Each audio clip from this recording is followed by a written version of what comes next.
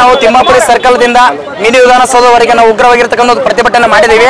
ಈ ಪ್ರತಿಭಟನೆಯಲ್ಲಿ ಯಾವ ನಾವು ಸಂಘಟನೆಗಳು ಕೂಡ ನಾವು ತೆಗೆದುಕೊಂಡಿಲ್ಲ. ನಮ್ದು ಏನಿದ್ರು ವಿದ್ಯಾರ್ಥಿಗಳ ಒಂದು BEd ವಿದ್ಯಾರ್ಥಿಗಳ ಸಂಘಟನೆ ನಮ್ದೇ ಆಗಿರ್ತಕ್ಕ ಒಂದು ಗ್ರೂಪ್ ನಲ್ಲಿ ಇರ್ತಕ್ಕಂಥ ಸ್ನೇಹಿತರೊಂದಿಗೆ ನಾವು ಉಗ್ರವಾದ ಹೋರಾಟ ಮಾಡ್ತಿದ್ವಿ.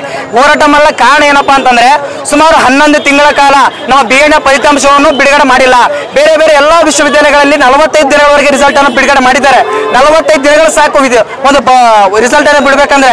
ಆದ್ರೆ ಇವರು 11 ತಿಂಗಳಾಯ್ತ್ರಿ, ಇನ್ನೂ ರಿಸಲ್ಟ್ ಅನ್ನು ಬಿಡ್ತಾ ಇಲ್ಲ. ಹೀಗಾದ್ರೆ ನಮ್ಮ ಮುಂದಿನ ಒಂದು ಭವಿಷ್ಯ ಯಾವ ರೀತಿಯನ್ನು ರೂಪಿಸ್ಕೊಳ್ಬೇಕು? ಈಗ TET ಒಂದು ಕನ್ಫರ್ಮ್ ಆಗಿದೆ.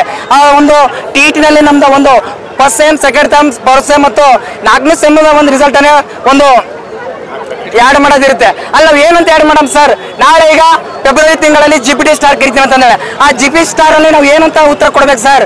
ನಾಳೆ ನಾವು ಏನಾದ್ರೂ ಶಿಕ್ಷಕರು ಹಾಲಿಲ್ಲಪ್ಪ ಅಂದ್ರೆ ನಮ್ಮ ತಂದೆ ತಾಯಿಗಳು ನಮ್ಮ ಹೆಸರ ಮೇಲೆ ಅವರೇ ನೇಣು ನೋಡ್ಕೊಂಡು ಸಾಯ್ತಾರೆ ಸರ್. ಯಾಕಂದ್ರೆ ಬಡತನದಿಂದ ಬಂದಿರ್ತಕ್ಕಂಥ ವ್ಯಕ್ತಿಗಳು ನಾವು. ನಮ್ಮನ್ನು ಯಾರು ಕೇಳ್ತಾರೆ ಸರ್? ಅವ್ರೇನು ಲಕ್ಷಾಂಗಟ್ಟಲೆ ಪೇಮೆಂಟ್ ಇದೆ, ಬೇರೆ ಬೇರೆ ಒಂದು ದೇಶಕ್ಕೆ ಕಳಿಸ್ಕೆ ಅವ್ರ ಮಕ್ಕಳನ್ನ ಹುಷಾರು ಮಾಡ್ತೀರಿ. ನಮ್ಗೆ ಯಾರು ಹುಷಾರು ಮಾಡ್ಬೇಕು ಸರ್?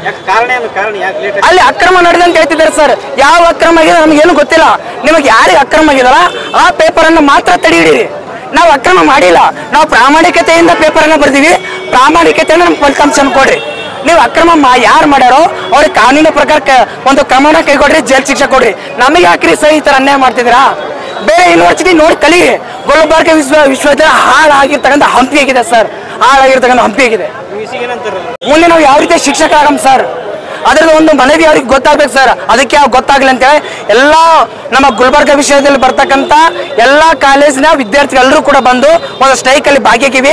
ಮಾನ್ಯ ಜಿಲ್ಲಾಧಿಕಾರಿಗಳು, ಮಾನ್ಯ ಗುಲ್ಬರ್ಗ ವಿಶ್ವವಿದ್ಯಾಲಯದ ಕುಲಪತಿ ಆಗಿರ್ತಕ್ಕಂಥ ಪ್ರೊಫೆಸರ್ ಶಶಿಕಾಂತ್ ಹುಡುಕೇರಿ ಸರ್ ಅವರು ಬಂದಾಗ ಮಾತ್ರ ನಾವು ಸ್ಟ್ರೈಕ್ ಅನ್ನ ಬಗೆಹರಿಸಿ ಪೂರ್ಣಗೊಳಿಸ್ತೀವಿ.